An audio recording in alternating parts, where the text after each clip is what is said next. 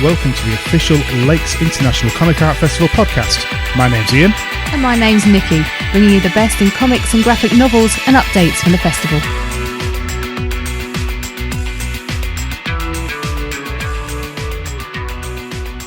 Welcome to the Lakes International Comic Art Festival podcast, episode 26. My name's Ian. And I'm Nikki. Why are you laughing? Because you said pesticle on the one before.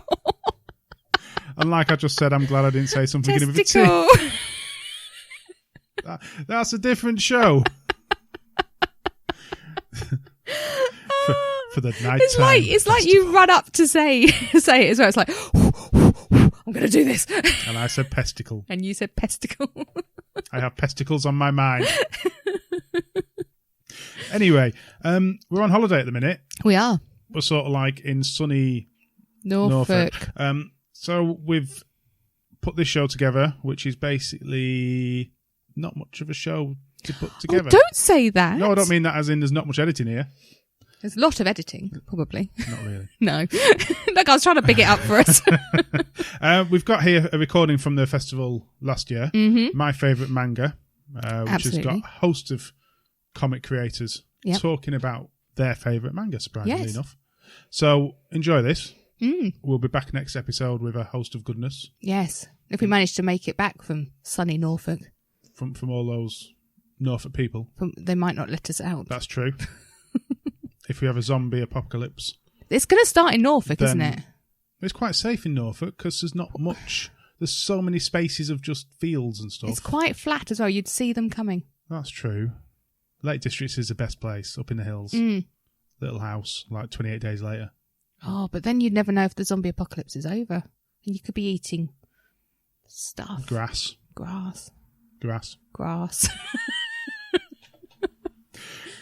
So, thank you for listening. Sorry for this slightly different episode, but we will be back to normal next episode with Mike and Pete. We've never been normal. Mike and Pete were happy for some time off as well. Yes, they can have a little holiday. They're sunning themselves in Wales and up north in Lake District. There's no sun. There might be when this comes out. Shh, now they know we didn't record it at the same time. Oh, no. You've done it now. They won't. They'll figure out we're not actually in Norfolk yet. We're still in Kendal. We haven't travelled. You've broken the illusion, Ian. It's okay. We'll get on our private jet later. All right. Thank you and enjoy, and we'll see you next episode.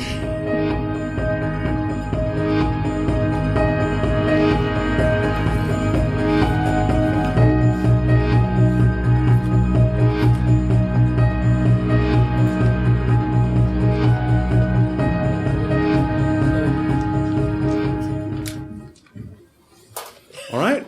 Thank you very much, everyone, for coming to My Favourite Manga. My name is Christopher Butcher. I'm from the Toronto Comic Arts Festival, and I am here this year with a whole bunch of Canadians. We're over at the Shakespeare Centre doing events just like this, as well as signings and whatnot. And I'm happy to be hosting a few panels as well, including this one. Actually, Stan and I were just at the his spotlight panel before this, and then a signing. And they wanted me to let you guys know that he's going to be doing another signing this afternoon at 2:30 at the NCS room. Yes, is that in correct? the Watchtower. At the Clock Tower. Yeah. So if you missed the signing last time, because apparently it was very busy. We didn't finish signing. So yeah, there'll be another signing this afternoon. And tomorrow morning. And tomorrow morning too. All right. So I would like to take a second to introduce our panelists here. To my immediate right, this is Kim Wong, who is a creator of many comics, including Super Life on the Hill. Super Life on the Hill. Well, it's part of the Love Hill Collective, which is we'll talk a little bit about that. And she's also one of the programming directors for TCAP and one of the Canadians that is here with us this year. Oh, right, we're in the matching shirts. That's good. I knew you were going to bring this one, so I brought this one. Nice. This is my favorite of them. Julie also brought this one, so we're all matching. To her right, this is Emma Vieceli. She is a creator of the brand newly published Breaks, a webcomic that's now been collected in book format, which I thought in calling it out you would like reach behind and grab it and show it to the audience. Yeah. Do it again. This is Emma Vieceli, creator of the graphic novel previously Breaks, now available in hardcover and softcover at the Page 45 room at the Clock Tower. Yes. And to our right, this is Miguel Dominguez, one of the foremost comic scholar in all of Spain. and a geologist, apparently. Sorry? Of the universe. Of the universe. Sorry. He likes manga and minions and Marmite, as we have learned, and is fetching in his cap. And at the end here, Stan Sakai, creator of Usagi Yojimbo, and for 30 years now, the creator of Usagi Yojimbo. About 34. 34? Yeah. Oh my goodness. Who needs maybe no further introduction. Probably now that Sim stopped, one of the longest single creative stints on a comic series, actually, which is great. You and Fred Perry's Gold Digger, maybe. Yeah. I think it's still going on.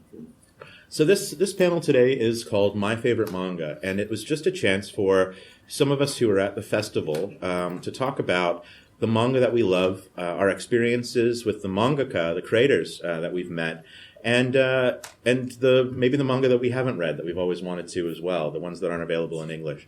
So for the most part, I'll probably just interject to mention that you can actually get a book, or if it's something that we love that is not available in English, we'll probably mention that too. But up behind us on screen, you'll see some of the images from the manga that we'll be talking about today, and we'll just maybe every once in a while go to that. That one, for example, is Urusei Yatsura by Rumiko Takahashi, who also created Ranma. And Fist of the North Star. These are the Kim choices, I believe. So I wanted to start us off with Stan, because I actually just got to talk to Stan for an hour, and he was invited to meet. He met Osamu Tezuka, the father of times, of manga, when he came to San Diego. Oh yeah. I also met Rumiko Takahashi, who was just up there. And Can I touch you? I went to Japan as a guest of Tezuka Studios years ago, and they took us to her publisher. So they showed us some of her original pages, and Eric Larson was there, and he had his pages and compared the size. Big difference. Yeah. But the last time I was in Japan, not the last time, but the previous time, I was invited to Studio Ghibli to take a tour of the studio, and it was amazing. It was fun. Did you get to meet Miyazaki-sensei? No, he wasn't in. He was retired at the time, maybe? One of his At retirement. the time, yeah. But there's apparently 3 buildings. We were just taken to two of them. I think the third one was his personal offices. Did you find any animators sleeping under desks or anything? Actually, we were there. We went to TMS just before, and they had stuff all over the place, Gundam stuff. And wow, that's great. You were talking about a trip you took to Tezuka Pro after Tezuka Sensei had passed away with other cartoonists. So who did you go with? I went with Lynn Johnston, who is also a guest at this festival, and Eric Larson, who does The Savage Dragon for Image Comics. That's 3 very different cartoonists on the same trip, actually, yeah. And what was your takeaway, I guess, from Japanese comics manga production? Well, Tezuka is about the time that I was reading manga. I remember reading, my mom would read to me the Buddha series and Phoenix and Tetsuwan Atom. Astro Boy, yeah. Yeah, Astro Boy. But those are Tezuka is still my all-time favorite, though Takahashi's Mermaid Scar, I love that series. So good. And when Viz started publishing in the U.S., I was one with the first wave of translated manga, I did Kamui, Legend of Kamui for them. You translated that? Not translated, but I retouched the artwork and I did the lettering. Oh, okay. It was myself, Leah Hernandez, and Studio Proteus were the primary art restores and lettering. That's one of the things that I found most exciting about comics these days is talking to people who did things that weren't their own artwork, for example. Yeah. So letterers and colorists and designers have the most interesting stories because they get to touch the most different kinds of comics and artwork. I had no idea that you had done that. Yeah, this is way back when Viz first came. In fact, Viz was packaging the artwork, but it was published by Eclipse Comics. Yeah. Mm-hmm. I also have a page of what is it? Hiroshi. Can't remember his name, but yeah, he gave me a piece of his artwork. I worked with him on Samurai Son of Death. Oh, okay. Which was written by an American but drawn by a Japanese. Was this when they were still Hirata. flipping? Hiroshi as well? Hirata. Oh Yeah. the manga was still being Beautiful, Yeah. samurai series. So up on the screen right now is Pluto, which is actually a contemporary manga by Naoki Urasawa. He also did Monster and 20th Century Boys. That actually adapts a Tetsuman Adams story and does it as a contemporary detective story that's 8 volumes long. And it's we were just talking about it before we started. It's just so good. It's probably one of the best things in English in the last 10 years.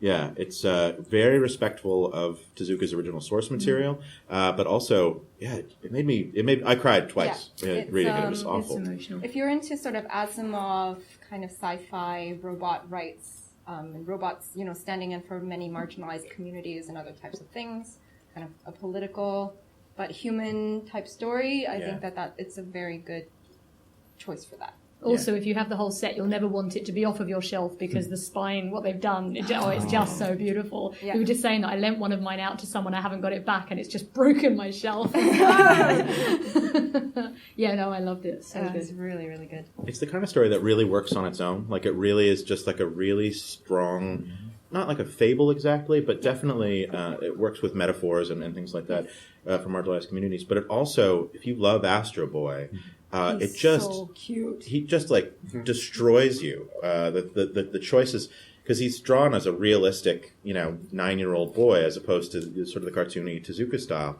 and these larger decisions and these battles he's got to face as like you're literally throwing a child at these giant robots. Is heartbreaking, and it's such an effective use of comics. I really, really love it. So coming back down, Miguel, you actually have a story about Tezuka Sensei as well. You've got some of his original art behind you there. Yeah, that's not exactly a story compared to... I brought some original art. I've done my back in, I can't keep doing I knew I was going to be weak. We were deciding what to do with this. I knew I was going to be weak. I'm going to pass it around. They're mine. And I know where they are. So if you want to take a closer look, let's start with... Have a look, I can't. Yeah, so you can... popcorn with butter? No, sweet. I'll just pass the other one around there. Sure.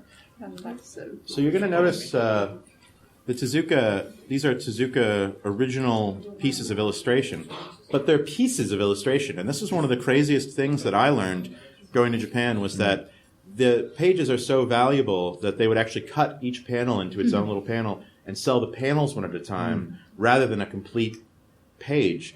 And so you've got, it looks like 2/3 of the page there. Well, yeah, that's close. Not exactly it.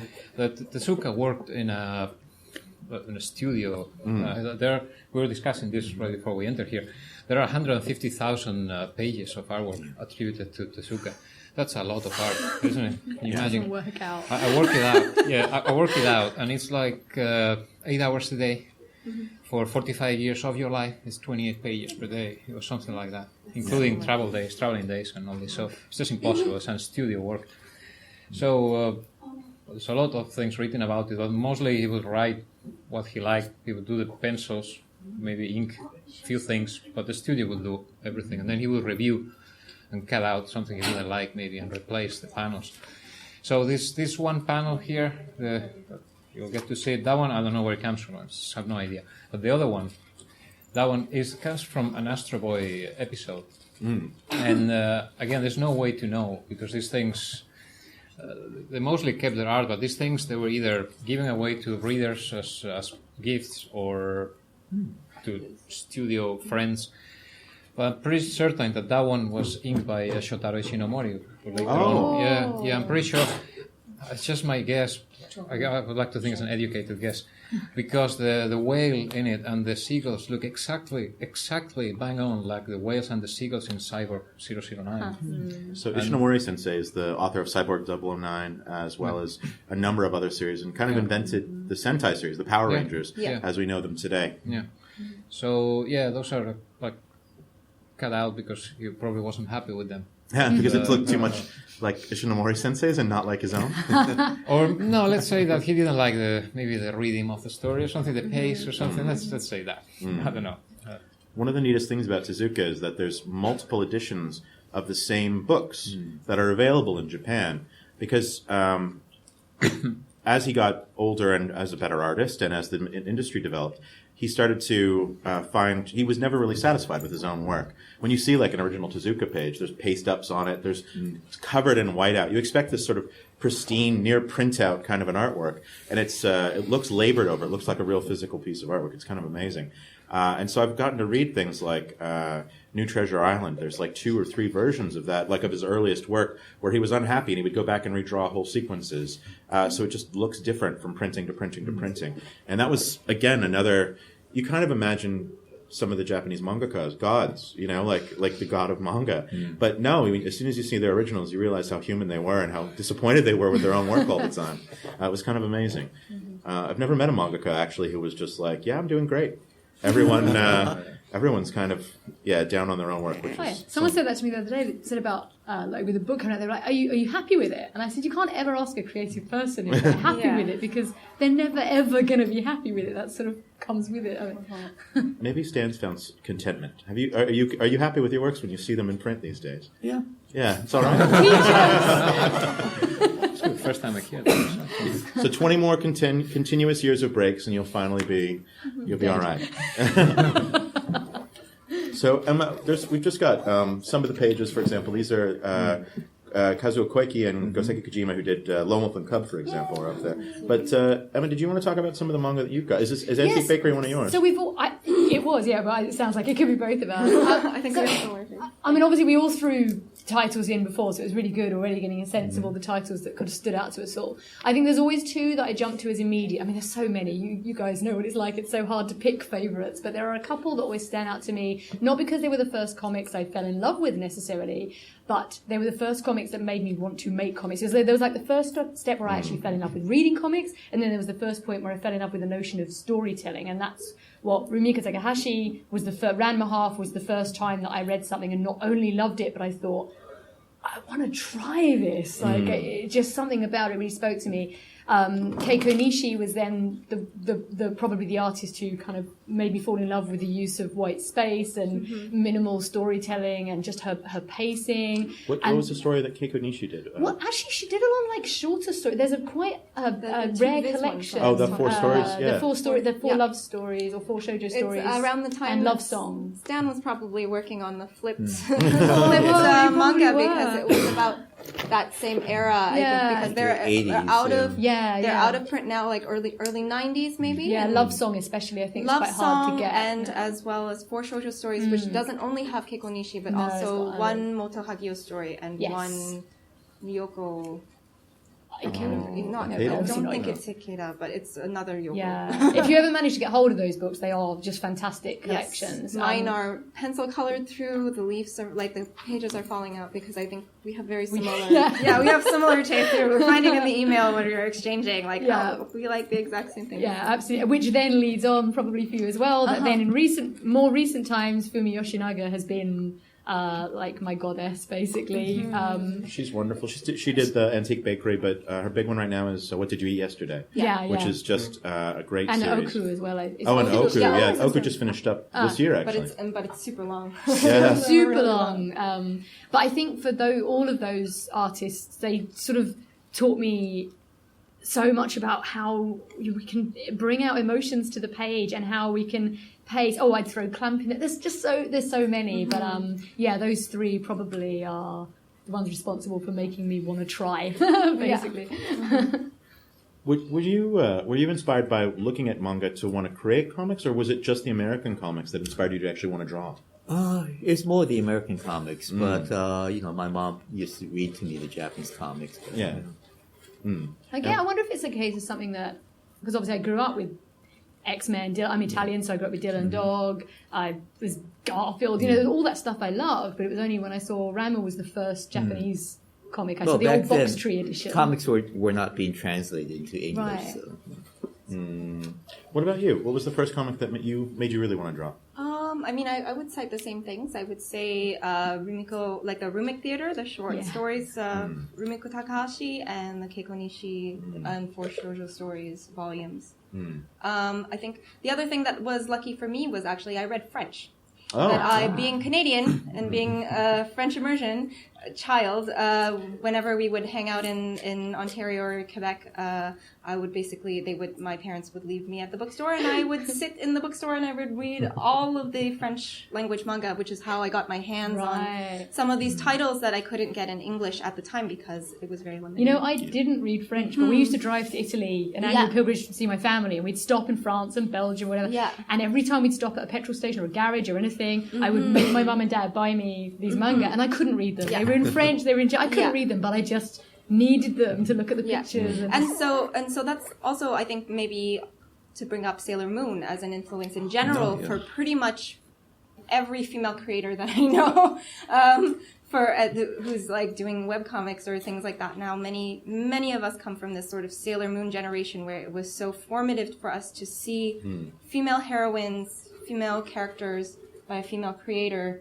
that, you know, if in all sort of 12 trophy scouts or whatever, you will be one of them. You know, like there is something there. It's the type of thing that you grow up thinking you are like Sailor Mars or something this whole time, but then at the end, when you're, you know, in your mid-20s, you're like, I was Usagi all along. You know, I was the crybaby. I was you know, and it's I think many of us still have a lot of really strong memories, and I think it really pushed us to think that we could achieve our dreams, I guess. Not only women.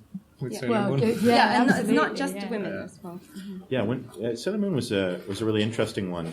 I was already working in comic book stores when those first came out as manga, and it gets talked about a little bit in passing as it's kind of just accepted now, but at the time it really was revolutionary for the bookstores and the comic book stores, especially the comic book stores, to have a female audience come in that was as devoted and passionate as the like overwhelming male superhero audience. There were obviously female superhero readers, but Sailor Moon just brought in people who never thought the comics were for them. And I think that manga really continues that tradition today. It's telling so many different kinds of stories. Like the stuff that we've been talking about is everything from like wandering Ronin samurai stories to straight-ahead romance comics, which have all but disappeared in England. We're reaching that lovely point where things fuse, and they should always fuse. And I mean, I know even in current generation, if you pick out some of the names working in American comics now, Amy Reeder, Becky Cloonan, Sophie Campbell, they all came through Tokyo Pop. So they sort of came up as the sort of manga generation. Live Journal. Live Journal. Live Journal. It's a Live Journal generation there, too. So. One of the things that was most inspiring to me, too, was when I realized, as someone who runs a festival, I could just start inviting mangaka. So the people that I had always wanted to meet, if you try to meet them in Japan, it's next to impossible. Like, the things that you've done are truly, like, incredible. Well, we're getting to meet you, so... Yeah, but, and then getting to meet you here, too, in San Diego and things like that. But, I mean... you could just find someone whose work was transformative for you and say, would you like to come to Toronto? And, maybe a quarter of the time they'd say yes. And then try real hard to be cool. And then try to be like... So the worst story I have about that is my favorite mangaka is Taiyo Matsumoto. He did Tek on Kincrete. There was a movie of that. There's been a couple of other films as well. His most recent one is Sunny, which just wrapped up. It's really, really good. But I invited him to TCAF, and he came. And then I had to go to Japan to pick up the artwork. We're going to do an art show for him. So they sat me down in the office, and they just started pulling out bundles of Taiyo Matsumoto original artwork. And they were like, what would you like? And I was just like blown away. But I had to be as cool as possible. And I was like, I think this page is very indicative of the series. When inside I was like, oh my God, I can't believe I'm touching this. This is the best page in the whole book. Was it a Tek on Kincrete? Oh yeah. So we had like 30 pages of Tek on Kincrete. It was really good. But I'd found out later, and then he had mentioned like, oh, I'm actually friends with Daisuke Igarashi as well, and I had no big deal. Changed. Daisuke Igarashi has done Children of the Sea, which is available in 5 volumes in English. It's unlike anything else that's actually in print right now. If you like sea animals. Yeah, if you like sea animals and also you'll cry. Oblique stories that you're not quite sure the ending. It's very Twin Peaksy, but underwater. It's good. But I had been mentally preparing to be cool to Taiyo Matsumoto because I really liked his work. But as soon as he said, oh, I'm friends with Daisuke Igarashi, I'm like, oh my God, I just finished Children of the Sea. I loved it so much. And he's like, oh, you must really like, he said through his translator, you must really like Igarashi more than me because your response was so big. And I had to be like, actually. And I just pulled out my phone, and it was the background on my thing was Tekon King. It was his work, and I had to like out myself as a huge nerd of his work that was playing it cool rather than. So I'd undone all the work I had done, but he finally understood that like, oh, he actually really does like my work. This isn't just an academic process. That's a real problem, though, isn't it? Overshooting the playing it cool when you actually want to. Can I tell a good Taiyo Matsumoto story? Yeah. What's your good Taiyo Matsumoto story? So TCAF takes a bunch of guests to Niagara Falls. Oh yeah. And we took Taiyo Matsumoto to Niagara Falls to get the kind of Canadian experience that they won't get in a city like Toronto. And there was a moment where Taiyo Matsumoto met a little gray squirrel and they communed. Like, and of course, because he's the most gentle person, like the most gentle human being on earth. And he basically, the squirrel like came up to him and he like fed the squirrel. And we were all staring and freaking out completely because it was just like a magical... It was like Disney. Yeah, it was a Disney prince. Like it was, we were just sweating, being like, what is happening? And he was just like, what a good time. Canada is lovely. It was really, of course, it had... He talks to the animals. It's been great getting to know various mangaka and really realizing the depth of the passion for their work. But that's the nice thing about North America, too, is that there are creators that when you meet a mangaka, things are translated so sparsely into Japan from North America and so randomly and sometimes so weirdly. So you'll ask somebody who their favorite creator is, and it could very well be Eric Larson, and you'd be like, of all the people in the world that you would think a Japanese manga creator are going to love, yeah, Eric Larson's Savage Dragon. There's so much energy in his pages. And you're just like, all right, that's great. But let's do some straight up recommendations. So we'll start at Stan again. Phoenix is the one that I think. I love Phoenix. Yeah, so Phoenix is a Tezuka series. Right now, I think most of it's out of print, but it's on the Viz app, and it might be on Comixology as well. But I'm curious, do you know your favorite volume? It's been a long time. There are two. There is the one about the sculptor thing. Again, it delves into with Buddha. And the other is a space one. Yeah, the space. I think that was turned into a movie as well. Yeah. The Phoenix 2027 or something. Yeah. That one. So the Phoenix series is fantastic. Fantastic. Yeah. Miguel, what's your favorite? Well, my favorite manga has to be Lone Wolf and Cub. It's just, I'm speechless. That's all you need to say. No, it's my favorite. It's the art. It happens that the artist, Usagi Yojimbo, there are many of the scans here from my collection, if there's a Kojima drawing. And you've got a couple Kojima drawings back there, too. Yeah, there are a couple more here. These ones I'm not going to pass them around because I still didn't get the Tezuka one. Paul's got it. And yeah, the artwork is fantastic, but the story of this one, this is a cartoon actually of the artist. His character, Daigoro. Yeah, it's. I think it's the peak of the collaboration between the writer Kazuo Koike and Usagi Yojimbo. They all follow. This is something he used to pay the previous one to pay the bill on a ramen restaurant. Oh wow! They all follow. This is a series he made for the this horoscope, Chinese horoscope. So yeah, all their books follow the same pattern, which I think in everywhere, but especially in maybe in Europe and America, it's easy to relate with. It's a hero with extraordinary abilities, like in this case Ogami Ito, and they all follow the same pattern. He's up against impossible odds, and he overcomes that, sticking to his own moral code. And it doesn't matter how the others cheat; he will not cheat, and he will defeat everyone. And that story, I think you can relate to that, and especially in Lone Wolf and Cub.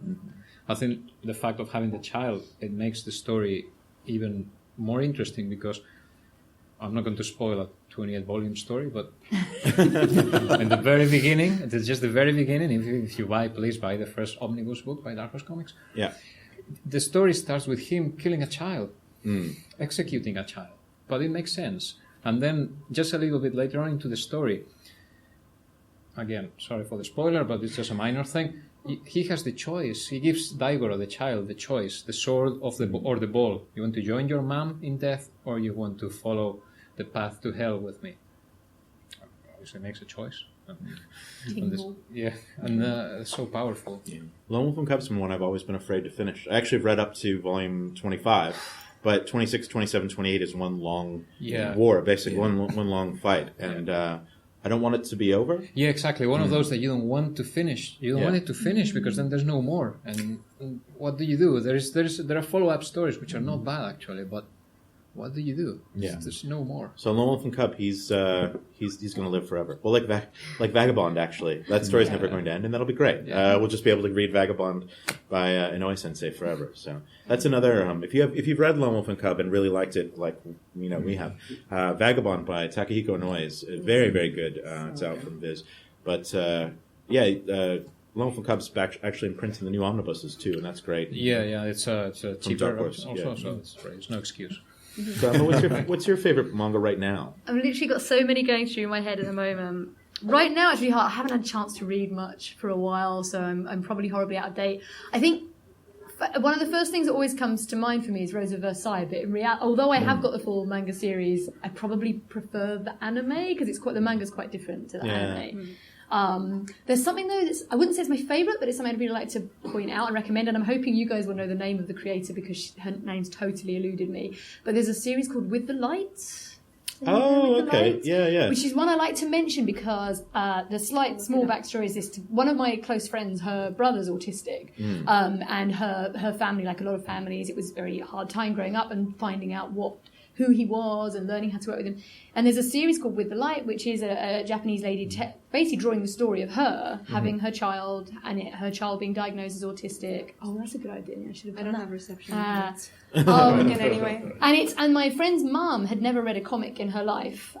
She took that stance of like, well, I'm not really into comics. And for so long we've been saying, well, it's finding the right one. It's finding something that speaks to you. And actually With the Light was one because it was so... It spoke to her. It was her life, and it's such an uplifting, amazing story. So I think it's not. I wouldn't say it's like my favourite, but it's one I always like to mention because I think it's quite important. Yeah. But yeah, so many. I don't know. The ones I've spent most of my life reading, like when I've had my head in them more than any others, probably Tekkon Kinkuri. The ones we mentioned before, Antique Bakery. If I had to choose a Yoshinaga. Clamp Sex 1999, which never finished. Which I'm so sad. I know, it's so annoying. Yes, it's incredibly difficult. So I'm just throwing out loads of titles, sorry. What about you? What about me? So lately I've been reading, my favorite thing is Delicious in Dungeon. You may have seen a couple covers go up. It's a new series that just came out by Yen Press. It is basically a D&D Final Fantasy type Quest adventure, but it is a cooking manga. It is about kind of killing and eating slimes and kobolds and whatever. I don't think they eat kobolds actually. They have like, it's like also like, what can you eat? How humanoid do you go? What is okay? Like in a dungeon, is it okay to eat this fish monster, or is it okay to eat, and kind of talking philosophically a little bit about sort of like community and family and food, as well as, hilariously, being like, what does a living armor taste like? Like the main the characters are all super, super charming. It reminds me sometimes of that sort of old school Rumiko Takahashi like humor, that really like situational, like a lot of reactional. Like there's one character that's just completely obsessed with this idea. He's enabled by a dwarf character who has lived in the dungeons for a while and has sort of come up with his own like foraging system. And then the two other characters are not so convinced, and so they don't want to eat the monsters. Yeah, but they must, they have to. And then there's this overarching sort of story, this quest where they are basically trying to revive the main character's sister after being eaten by a red dragon. And he's also, but so, like the dwarf that's following him, his whole deal is like, if I follow this dude, I can eat a red dragon. Like there's some things in there. So it's I think it's a super charming series. I think it's very good for pretty much all ages. And what's it called again?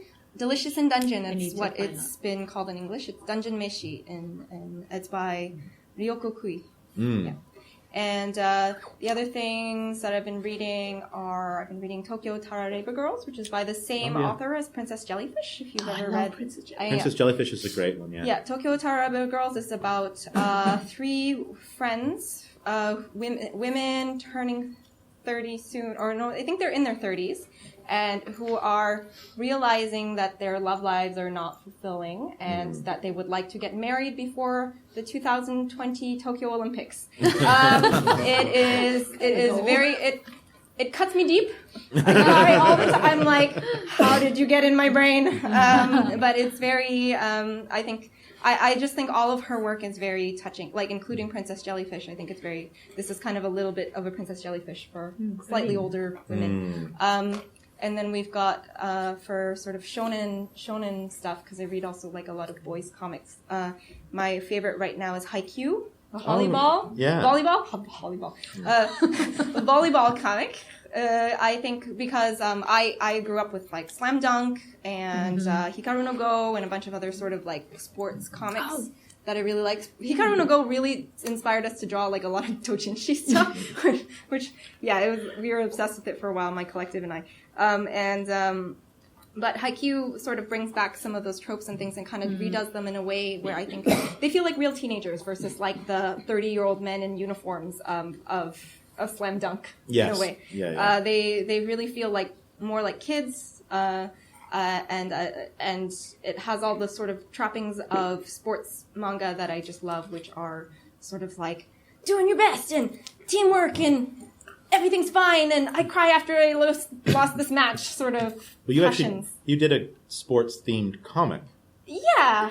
Paying homage to that material. Kind of. Fujo Sports, right? It is, we have... Do you have it here? We have only 3 copies left. Oh, wow. In the world. It's sold out because it's an older title, but that's a little different. It's more of a male objectifying view of, like, so for anybody who enjoys... men. It is sort of that sort of. There's a lot of like cheeky jokes about. There's a lot of abs basically and cheeky jokes about balls. Right. So that it's a little. Can I claim? It's a little different than Haikyuu, is what I'm trying to say. Not the doujinshi I've been reading. I wanted to ask you because there's one kind of comics that we're not talking about at all. I don't know if maybe you haven't read it, but maybe you've heard it. It's very famous. Have you read this late manga Teruma Romai? Oh, Therma Roma. Oh, yeah, the bath manga. Oh, yeah. You read it? Oh, hang on. Not the one with I've known about it. Who has the fish person in his bath, is it? No. So Therma Roma. By Mari. I can't remember her name. Mari Sensei. Yeah.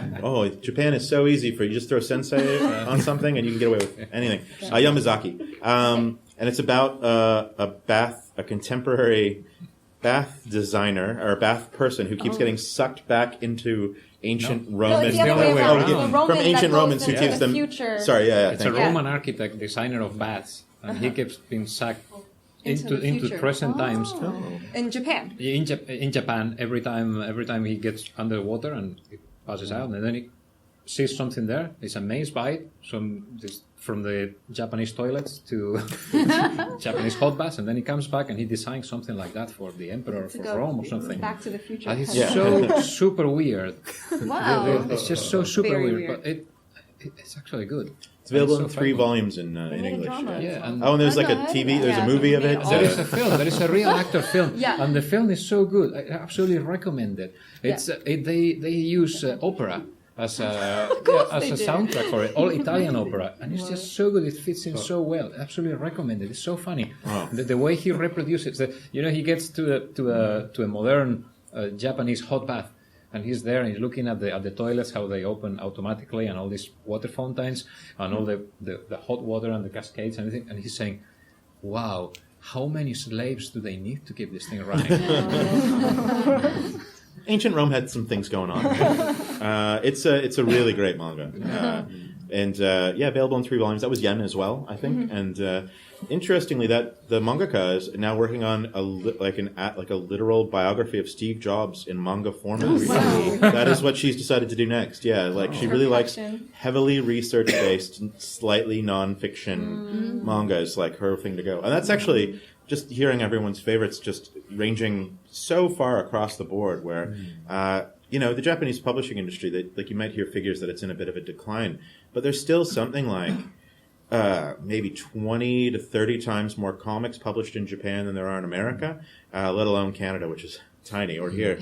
And it's just, there's so many books being published that you can get, what we see in English is really like the best of the best of the best, but only the tip of the iceberg as well. Yeah, and I'm sure everyone in this room has felt this at some point, that it's a constant reminder that whenever anyone says the word manga style, you're like, what is manga style? This is such a broad industry. There's no style. It's like saying Snoopy and Spider-Man are the same thing. Like, yeah. Well, this is Bride's Story, for example. Yes. Did you pick Bride's Story? I love Kaoru Mori's work. She also did it, actually, you might like this all, British people, Emma as well. She did a series where she really researched sort of Victorian England and did sort of a servant and like romance, like a cross class relationship. Or, yeah. Not even relationship, but like romance. Courtship. Courtship. I guess I would say. Yeah. And it's very, very well done and kind of slice of lifey, and I think very, very well researched, which I think also comes through in Bride Story, which is about sort of women's stories in sort of the Silk Road era. In somewhere Persia, I'm not. It's Turkey, never really Turkey, is it? Yeah. I'm not sure if it's ever specified exactly. I know she's like researching a real place that's like real things, but I couldn't quite locate. Because again, it's also told in this slice of life way, where it's not like one Turkish person to another Turkish person is like, isn't it lovely where we live, Turkey? Exactly. So you're not exactly sure where exactly they are. At least I'm not knowledgeable enough, but it's very an immersive world with a lot of research and so much detail in the artwork, and I think a very good cultural sort of peek into. I was having that recommended last night as well by Paul Gravet, so I think that's 2 recommendations. It's very, very good. So, in between when I was asked to moderate this panel and today, I was actually hired by Viz. So I feel like I probably should have led with that so people didn't get my biases out. But one of the things that I really wanted, I didn't have to, but one of the things I wanted to do was just try and read everything that Viz was putting out, which is about like 25 volumes of manga a month. So I did representative samples and really reading across the board. Obviously, the things that we talked about today are the things that I'm sort of loving the most. But there's one that's out right now that I've just started digging into. It's called Golden Kamui, and it just came out. The first volume just came out about 3 months ago, and the second volume came out like last week. And it's about the settling of Hokkaido. So Hokkaido is the northernmost island of Japan, and it's sort of a parallel to the North American Klondike gold rush type stories, where everyone's trying to settle it and find these pieces of a map to a treasure that are tattooed on human skin. So it's about people going around and trying to skin other people, which is intense with guns and whatever in the 1800s. Skin people with guns. Oh, well, skin people with... Yeah. You're not going to get much of a map with that. But the thing that's maybe the best about it is that it's really, really popular in Japan, which is nice. But it also is steeped in Ainu culture, which is Ainu are one of the indigenous peoples of Japan, usually in the north. So it's the kind of thing where, Canada has a really shoddy record of its treatment of indigenous people, as does Japan, as does America. And this is something that a mangaka really studied and researched Ainu culture and was like, I'm going to bring this to light. I'm going to show people how Japan behaved towards the Ainu and try and actually change people's minds while telling a really interesting and compelling story. And they're doing it. And it's kind of amazing. It's one of the best-selling seinen manga in Japan now. And it's just started coming out in English. And I think they announced an anime is coming too, which I think they just put a holding page up. So it's the kind of thing where I think manga has kind of an incredible, comics in general, but specifically manga because it's so widely read by so many people. It really has the ability to change people's minds or inform people. And the other one that came out recently, and I think Kodansha did this one, was Ichi F, which has a terrible, it doesn't, as a title, it doesn't look like a book that you want to read, but it's actually a first-hand manga account that's been published in English of being at the Fukushima nuclear reactors that melted down with the tidal wave, the tsunami, and things and the earthquake. And it's come out in English, and it's a 1-volume manga, and it's the kind of thing that Waterstones or anybody should be able to get for you. And it's really remarkable as a piece of writing, and it's the kind of thing that would never have seen print here. Barefoot Gen only came out because of a non-profit group that wanted to promote the horrors of nuclear war, any of that kind of, first-person manga, that kind of thing, would never have come out until very recently. So the fact that we have access to people on the ground reporting, telling their stories, sharing their stories, I think manga is tremendous for that. Is really able to do that, both in terms of fictionalizing things and making a compelling story and being right there on the ground. Have you read My Lesbian Experience with Loneliness? That's also a really good one. I haven't read that one yet because I'm just like, I know it's going to be really heavy. Not too bad? Heavy. Okay. Yeah. Or it can be, I don't know. I guess it depends on you. It wasn't that heavy for me, or it was very interesting. But it was kind of one of those things that you were talking about, where I think it talks a lot about mental health. It kind of chronicles one woman sort of like figuring out of her own identity, intertwined with her sort of depression, essentially. And I think it is exactly as you say, and I think it was a webcomic actually in Japan at first. It was published on Pixiv by herself, and then the publisher picked her up, and she was blown away because she was like, well, why would anybody want this kind of? But it is this kind of rare autobiographical type manga that you get, because some mangaka don't really write about themselves. No, I have a follow-up on that one. Or if actually, they do, it's in the post. Yeah, in me and my cat. Yeah, like thanks. Sorry, my editor. Thank you, my assistants. Like, I'm gonna sleep now if I can. Yeah. So that book's out in English from Seven Seas, which you could get. I think Tor distributes into the UK. That's a really interesting story where she won an award for that book in Japan, and then that brought it to the attention of people here, and it's going to win, I think, awards this year here as well. It was kind of huge, and there's a sequel on the way too, which is great. But the strip is still going. Yeah. So I've actually, in talking to Taiyo Matsumoto, it sort of came out at TCAF, but it didn't come out in the Japanese press until much later. That Sunny, which is about kids that are at an orphanage in Japan, is actually about him when he was a child. And he had never talked about the fact that his mother basically had given him up when he was like 8.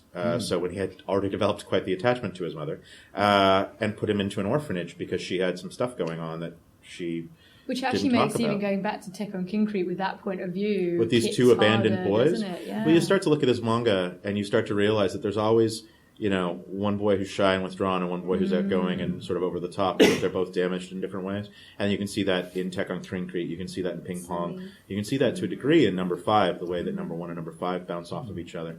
But yeah, he didn't tell. I think maybe his editor knew, but they decided not to mention it when the story started serializing. But when he was interviewed here, someone just asked him flat out, "Is this based on any personal experience with orphanages?" He's like, "Well, yeah," and he just sort of let it all out. And I think that that's one of the things about bringing mangaka to North America that I've noticed is that they generally feel a little bit freer to talk about things that they wouldn't necessarily be able to talk about in their own context. And I think that's one of the greatest benefits of cross-cultural sharing that way, of bringing North American cartoonists to Japan and bringing Japanese cartoonists into the West, is that it puts them in a different cultural context. It does inform their work.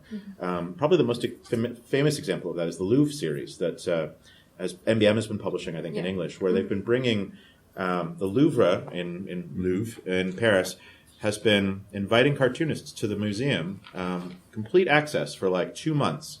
And then asking them to write a manga, make a comic or a bande dessinée or a manga or whatever about their experience. And they've been doing this now for 5 or 6 years. I think there's 12 or 13 books in print. And it's sort of an amazing array of creators. It was Jiro Taniguchi's last book. He passed away last year. Was his Louvre book that's been published. And the JoJo's Bizarre Adventure creator did one that was kind of phenomenal, actually, I haven't read it, but I also haven't read JoJo because I feel like I would like it too much. So It's Fist of the North Star, but gayer. No. You're going to love it. I know, and I love Fist of the North Star. So. Yeah. Chris, you think I could, talking about biographical books, I don't know, may I introduce something? Yeah. There's one key manga we're not talking about. This Alashi no Gen, Barefoot Gen. Yeah, Barefoot Gen. Yeah, just mentioned it briefly. Go ahead. Make your recommendation. Sorry. Yeah. No, I don't know if you know it. This is about a survivor from the Hiroshima bomb. And that manga is, with apologies to Tezuka-sama, but it's like the Bible of manga in Japan. Students have to read it in school. It's mandatory. And, just completely autobiographical. It's set on a very short period of time right after the bomb, and if you think anything we talk about here is depressing, you should read that one because it's based on actual facts. It's, so no, just wanted to introduce that one. I was thinking when you were saying about actually the manga that were. Not that it's a new thing in any way, but the idea that these honest, open stories, and also I find a lot of stuff that comes out of Japan is very good at reflecting back on itself and going, well, like you were saying about the title, you were just mentioning, being able to say, well, actually, look, here's where we've come from, here's where we're going, and there is that, we're kind of tapping into that really rich vein of just very self-exploratory comics. It's really powerful, and Barefoot Gen is incredible. That was one where I, you hear about the Hiroshima and Nagasaki bombings, and you're taught about them, but it's many people won't ever get the opportunity to go to Hiroshima, won't get the opportunity to go to the museum and understand really what it was about. And again, comics, that comic is unflinching in its portrayal of the terrible things that happened, during that bombing and during the war afterwards. In the same way that what's the Ghibli movie? Grave of the Fireflies. I was going to say Grave of the Fireflies. Grave of the Fireflies is almost toned down in that it wasn't about the nuclear bombings, but just the war in general. That's a hard I have one not too. rewatched that one. We watched it. I can't bring myself to rewatch it because it was so painful and beautiful the first time. Yeah. But then when we went to the Ghibli Museum, there were some storyboards up on the wall where I was like, oh, hey, look, it's Grave of the Fireflies. And I looked at it for 2 seconds and started to cry immediately. It was really... It's all the things that people talk about with animation, where because it's cartooned and because it's more simple, it just connects deeper and more directly with people, I think. And it's maybe why I think I agree with you. I think I like The Incredibles better than any of the other superhero films because they're so abstract. The real life superhero stuff always that the fact that Chris Evans or Chris Pine or whomever exists outside of the world of but the animation is the animation, Well, you could argue that comics forever, like even regardless of storytelling comics, the idea of words plus pictures or even just pictures, they are the single best way of conveying information, whether you're on a plane reading safety information or reading, it is the best way of conveying information. We understand it instantly. So by that same merit, when you take something as powerful as Barefoot Gen and make it a visual storytelling experience, it's going to hit you in a different way to just reading it in text. I think it's just a powerful storytelling medium. Yeah. One thing, so I did a storytelling workshop. I was very lucky to be in this with Eiji Otsuka sensei. So he's a writer of MBT Psycho and Kurosagi Corpse Delivery. But he was also a manga editor for a long time and actually worked with Ishinomori Shotaro and some of these greats and taught like when he was sort of junior to them and was taught a lot of these. But now he's working also as a professor, an academic professor, I think at the Kyoto University. May have gone somewhere. I'm not sure. Did you say his name? Eiji Otsuka. Otsuka. He was actually at Angoulême a couple years ago too. He's amazing. I went to the Kyoto. Sorry, totally. So I was at the Kyoto University 10 years ago, and I'm trying to remember if no, he might have not been there at the time. Okay. But I did a workshop with him where he talked about sort of manga's way of pulling out emotions and how this is a thing that has been passed down since Tezuka in some ways, because the manga system in Japan is such that they always work with editors. The way that their publishing system works is that they're always, and so what happens is someone like Shotaro Ishinomori, who has studied from the greats, has studied from Tezuka because he was his assistant once and all this stuff, they pass on their techniques to their editor, their junior editor that they're working with, and that editor becomes a senior editor at some point and tells, the next generation of mangaka, no, don't do it this way, do it this way. It will resonate better. And so that is sort of how manga language and the storytelling techniques and that, I've got a sweat drop, like things, iconography and cinematography have evolved, but that is how they've retained and sort of refined some of those techniques and as well, without even necessarily thinking that hard about it, because as I found out, there's a professor at Concordia University in Montreal where I live, who has been trying to study some of these things, and whenever he talks to a Japanese salary person who works at a publishing company, they're like, why do you want to know how I make photocopies? They're very like, why does this matter to you? Where they don't understand that they are actually creating a very rich culture and tradition in their own right. Mm-hmm. It's interesting too because American comics and even British comics less so because there actually is a strong editorial influence here. Yes. But American comics editors are mostly just to make sure that Spider-Man, stays Spider-Man from panel to panel, as opposed to any sort of artistic techniques. There's no bullpen anymore. And from panel to panel is the operative part of that sentence. You know? I love comics worldwide, and there's a lot of amazing stuff being made everywhere, so we can't blanket it. But as a rule, I think I tended to find a lot of the comics I was reading from America were about a panel and a panel and a panel, whereas manga was about a page, a chat, like how the flow between the panels works. It's and it's the kind of thing where I feel like American comics, you're kind of expected to reinvent the wheel. You're not, like, the fact that you might use photo reference or you might look at other comics or you might be told how to do a sequence is considered cheating. Whereas in Japan, why would you redo all the work that's already been done? You can do all that work and then use that extra time you've got to push your work forward to that next level. Yes. And I think we're seeing the fruits of like 70 or 80 years of Japanese publishing now, where you've got comics like, again, I was just talking about this before the panel, One Punch Man or My Hero Academia. Was anyone in this room the person who called out One Punch Man last night? Because we feel bad. Oh, was that? Because we feel bad. Well done. Yeah, it was great. But like, those are some of the greatest superhero comics in existence. Yeah. One Punch Man is phenomenally good. My Hero Academia is like the nth generation version of the like X-Men, New Mutants, Generation X kind of thing, where they've just got it down to a science. And then they're adding all these other things into it that wouldn't have existed if they hadn't, figured everything else up to that point. Whereas there's no one working at Marvel today that was working at Marvel 15 years ago, except Tom Brevoort. And his entire job is making sure that what's happening in Avengers doesn't contradict what's happening in Uncanny Avengers, which doesn't contradict what's happening in US Avengers. And he's like a wealth of knowledge that doesn't want to, doesn't want to do that anymore. So it's, the people that tend to be the real superstars in comics are the people that have invested in their own universes and just built on their own thing as years have gone by. And there's a huge cultural exchange, obviously. I mean, the X-Men is kind of huge. I remember going to the Kyoto Manga Museum, and it was amazing. This was like in 2007.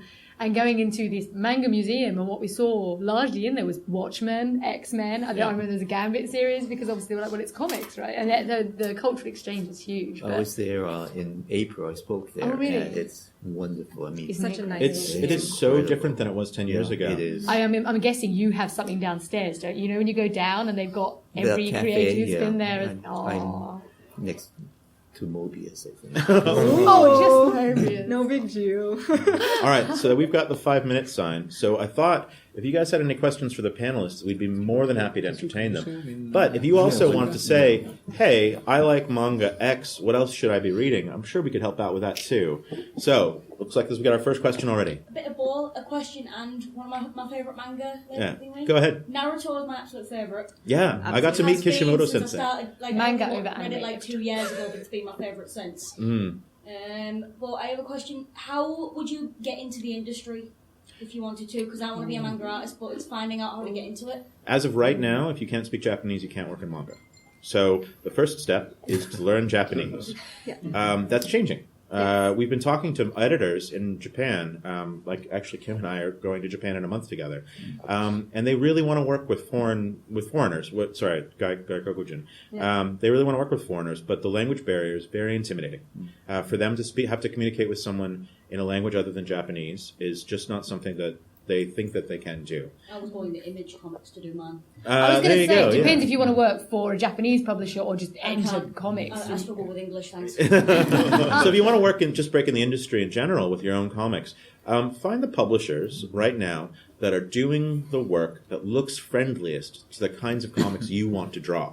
So if you want to draw something that's very manga inspired, and you go to Image and you're like, there's maybe one book out of 60 that looks like it's manga inspired, it might not be the best fit, but if you can find other places... I'd say even Soaring Penguin, they're an independent small publisher, but they're the guys who publish Breaks, and they're here at the Clock Tower, so just literally go and have a chat with them. Yeah.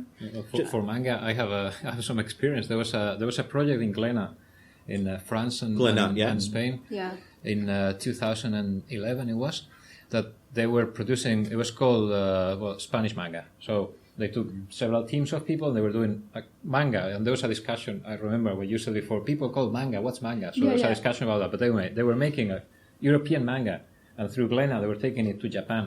And the studio Kosen, there's 3 girls who were doing the whole work together. Kosen, yeah. Kosen, you know them. So they got chosen. They flew to Japan and they wanted their work published there. And they couldn't take it because they said it took us 1 year to produce one volume, and they want us to produce one per month for 3 or 4 years. So they couldn't take it. Weekly. Yeah. And the other one, I don't see how people do you know Miguel Ancho Prado, the artist? Oh, Prado, yeah. Prado, you know Prado?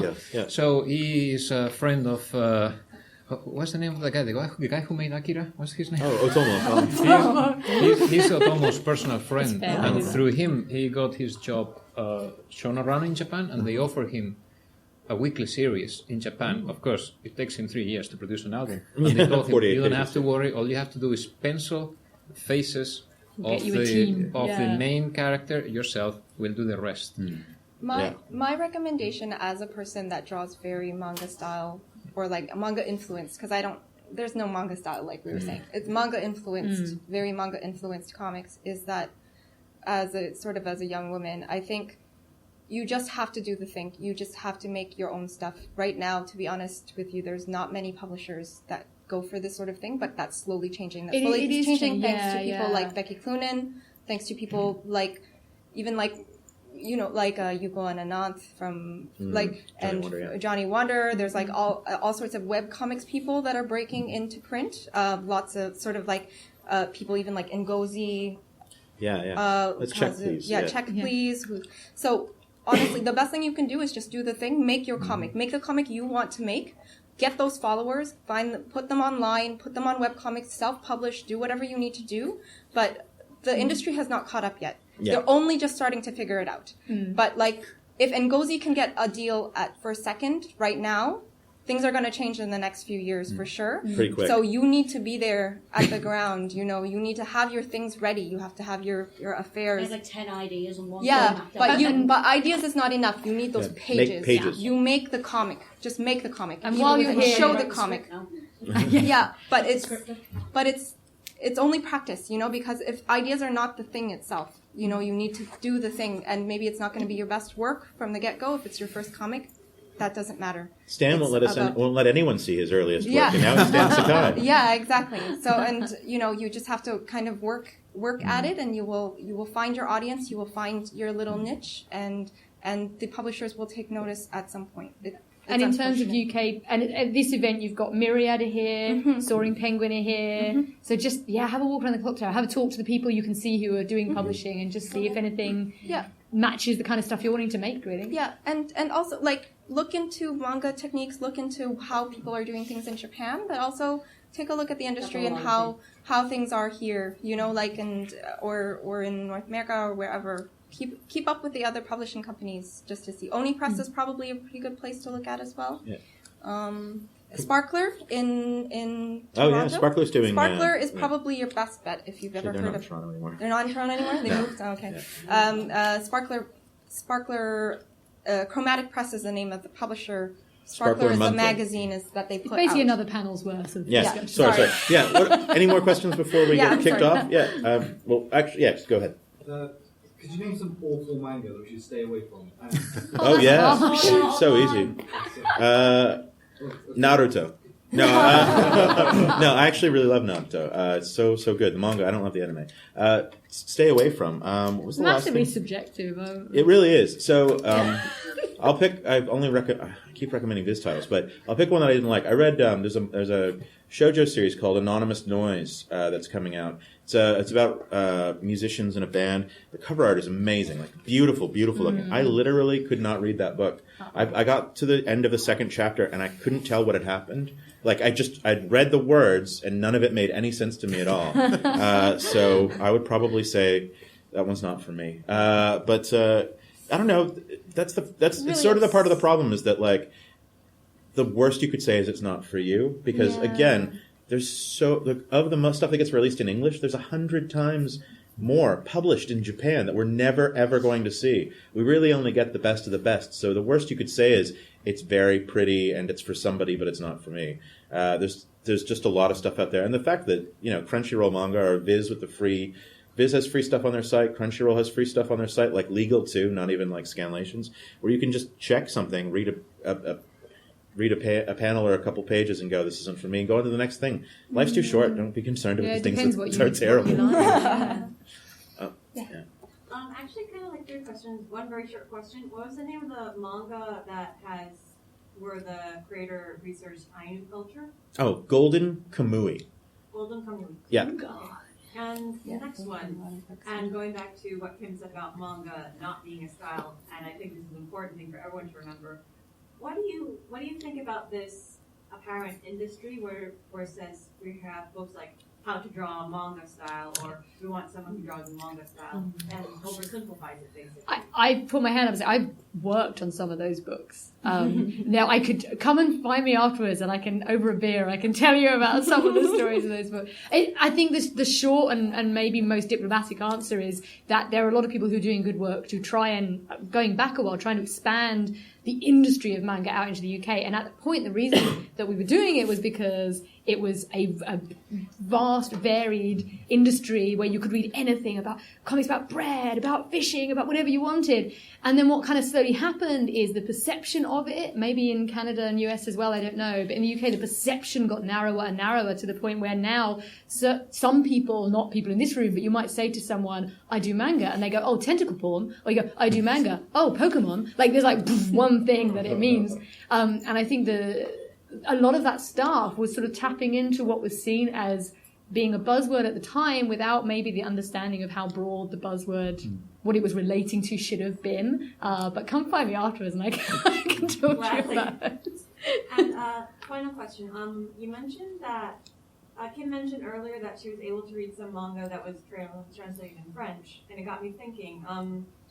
I know Kurosawa's work on Pluto, which is amazing. And then before that he did Monster, which is also amazing.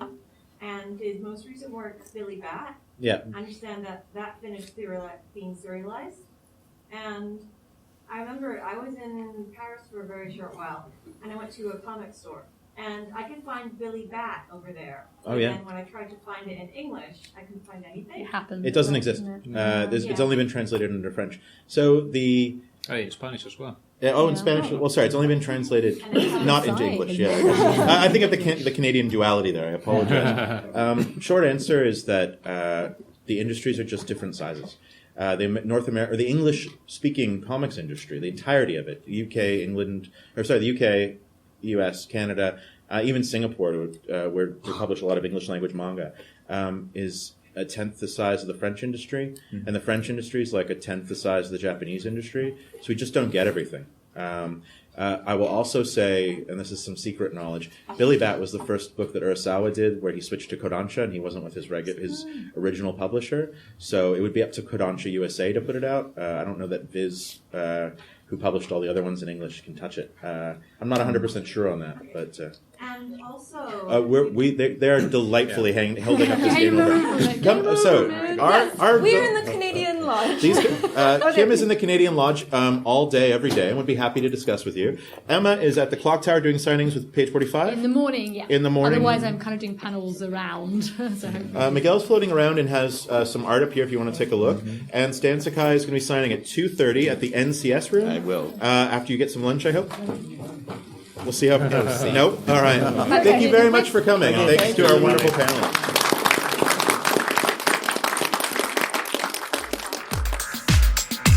Thank you for listening. Find out more about the festival at comicartfestival.com. Find out more about the show and how to contact us at comicartpodcast.uk. Find us on Twitter, Facebook and Instagram. Music composed by Pop Noir.